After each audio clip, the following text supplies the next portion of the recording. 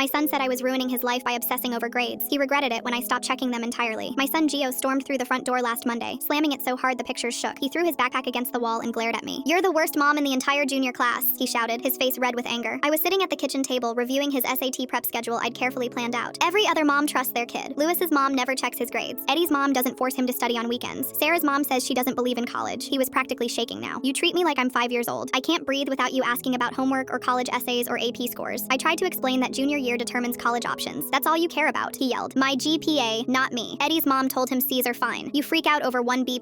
My chest tightened hearing this. I only stressed so much because I wanted him to succeed. "Fine," I said quietly, closing my laptop. "From now on, your grades are your responsibility." That night, I lay awake thinking about my own past. I'd grown up poor, watched my single mom work 3 jobs just to pay rent. I'd studied by candlelight when the power got cut off. I watched my mom starve herself so she could feed me. Got into state school on scholarships I'd fought for. Now I made decent money as a nurse, and Gio would never know that struggle. But maybe I was projecting my fears onto him. The next morning, I deleted the app to check his grades from my phone. When Gio mentioned he had a calculus test, I just nodded and kept making breakfast. He looked confused but pleased. By Wednesday, he was playing video games instead of studying. I didn't say anything. Friday came and he skipped his SAT prep class to hang out with Eddie and Lewis. I bit my tongue and said nothing. The next week, he started coming home later, saying he was at study groups. I didn't question it even though he never brought books. He mentioned failing a chemistry quiz like it was funny. I just kept washing dishes, scared it would affect his GPA. 2 weeks passed and he stopped mentioning school at all. His friends picked him up at weird hours, sometimes late at night. He was always tired, probably from gaming all night. Everything crashed down on a Thursday afternoon. The principal called my work phone, which had never happened before. "I need you to come immediately. This is about Gio's academic standing." I drove there with sweaty palms. The principal's face was grim when I walked in. "Gio's GPA has dropped from 3.8 to 2.3 in just 6 weeks. He's failing 3 AP classes. He's been marked absent from first period 12 times. My mouth went dry. He missed both SAT dates. His teachers say he doesn't turn in assignments anymore. At this rate, he won't qualify for any 4-year colleges." She showed me his transcript on her computer screen. Red F's everywhere. His previous scholarship opportunities are gone. Even state schools won't accept these grades. I drove home in a daze, my hands shaking on the wheel. When I came home, Gio was already there, sitting at the kitchen table with his head in his hands, sobbing. "Mom, I need to tell you something," he choked out. "My friends made me skip even though we had 3 tests a week ago. They said I was stupid for caring." I sat down next to him listening. I wasn't at study groups. They would take me to college parties and all they wanted to do was smoke and talk to girls. He continued, "Eddie and Lewis aren't planning for college. Lewis wants to drop out of high school and his mom doesn't care." His whole body shook with crying. He looked up at me with swollen eyes. I've never seen him this broken. I found out that I care about my future. Their moms really don't care about their futures. You were the only one who pushed me to be better. He pulled out a crumpled paper. I made a list. "Can you help me sign up for summer school? Find a tutor for the May SAT? Make me a study schedule again?" He grabbed my hand. "Please check my grades every day. Make me show you my homework." I hugged him tight and we spent that night studying for all the classes he was failing.